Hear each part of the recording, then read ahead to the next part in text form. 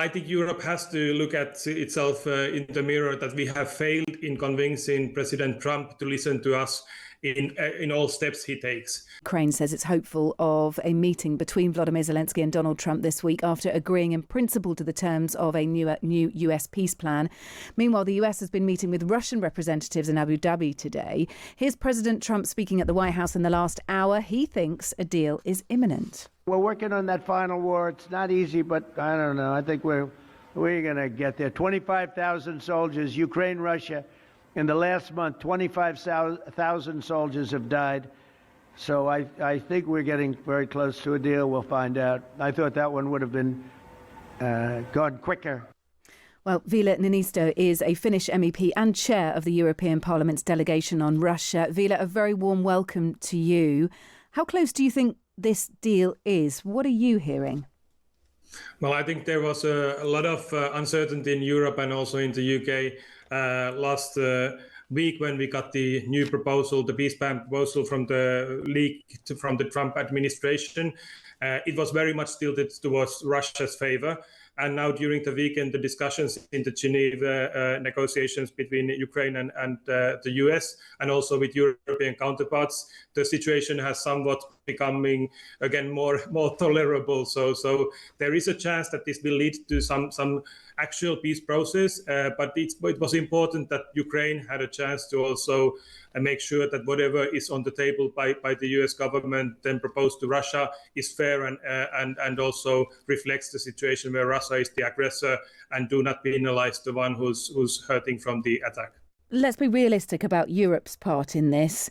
Up to, well, a day or so ago, they didn't really have a part. Yes, there were discussions on Sunday about the peace deal. Europe put forward their own version, and we've landed somewhere between some of Europe's ideas, Ukraine's ideas, and the original peace plan between the US and Russia. I wonder if, in all honesty, Europe was caught on the back foot on this, that they've had to come to the table now. There's a meeting of the coalition of the willing here, but whether they've been, well, rather flaky.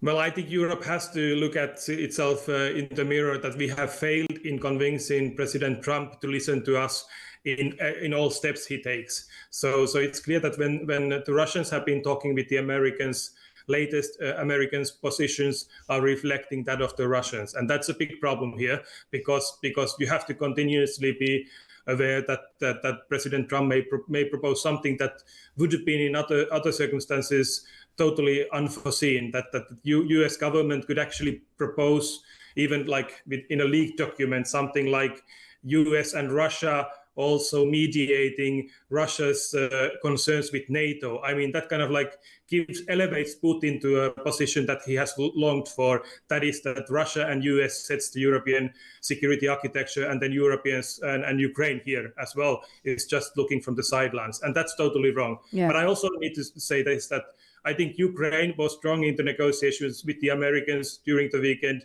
because they got reaffirmation from Europeans that they will be supported by Europe and the UK in case US would stop their support. So the Ukrainians are not against the wall because Europe is still on their side. Yeah, we've heard from Macron this evening, the French president, saying that there has been movement. This is in reference to the frozen Russian assets, using the interest on them to stockpile basically arms for Ukraine, some of which will be supplied by the US. So this suits Donald Trump. He gets weaponry orders. They're ordered by the EU and they're sent over to Ukraine. You don't sound as if you trust Donald Trump, Ville. Well, I think our leaders need to be in continuous cooperation with President Trump. We are still in the same alliance in NATO, most of the EU countries and the UK. So we have to have continuous discussions with the US leadership. But at the same time, I am in a position where I can honestly also say that we are continuously surprised by the American leadership on how their talks are proceeding with the Russians if we are not on the table and if the Ukrainians are not in the table. So I think this is important for us to remind ourselves of, that we have to make sure that we have the defensive capabilities, we have the support to Ukraine that is enough for Ukraine also to make sure that they are not forced into some kind of a a treaty that would only continue Russian aggression. So it's European security that is at stake, and that very much includes the UK as well. So we have to take a role here, even if President Trump is not always taking us on board. We have to be on the side of the Ukrainians. So in the end, there cannot be peace without Ukrainians' acceptance. Look, thank you for being with us. Really appreciate it. Ville Niinisto, Finnish MEP and chair of the European Parliament's delegation to Russia. Thank you. I've also ended 8 wars in 9 months, and we're working on that final war. It's not easy, but I don't know. I think we're going to get there. 25,000 soldiers, Ukraine, Russia. In the last month, 25,000 soldiers have died. So I think we're getting very close to a deal. We'll find out. I thought that one would have been gone quicker. We did 8. I thought that would have been an easier one, but I think we're making progress.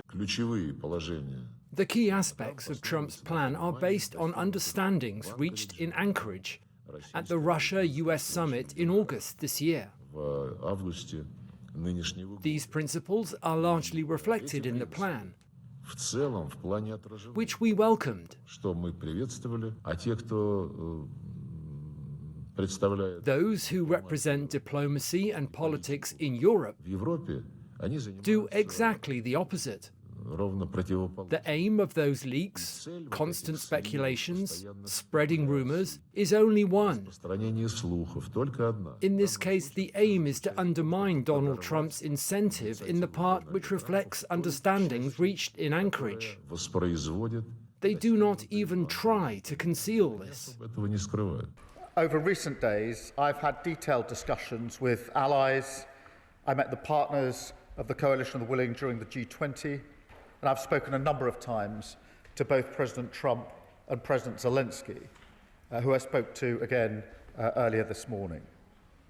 Mr. Speaker, we're united in wanting a ceasefire and a permanent end to the horrendous suffering that this war has brought to Ukraine. The initial draft of the 28-point plan included points that were not acceptable, but also some very important elements that will be essential for a just and lasting peace. For example, it sets out steps on security guarantees from the US and partners. This is very significant, and the discussions in Geneva took important steps forward, with progress between the US and Ukraine on an updated peace framework. I can reassure the House that work is ongoing to refine this plan. Because, Mr. Speaker, Ukraine continues to hold the line. They continue to mount a fearless defence of their country. And they deserve not just our respect, but our help and our support. After all, it is not just our values that are at risk here, it's our security too. In addition to targeting energy and food prices, Putin continues to seek to undermine our security, as it is at every international meeting I attend. So there's still a long way to go and a tough road ahead, but we're more committed than ever to this cause and to keeping pushing forward on this process.